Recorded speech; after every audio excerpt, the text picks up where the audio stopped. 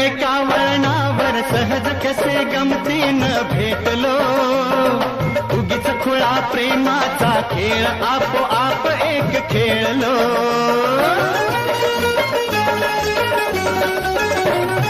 रंग त्याच खेळाचे अंतरंगी नकळताच उतरले, रंगलास तूही त्यात मीही त्याच प्रेम रंगी रंगले.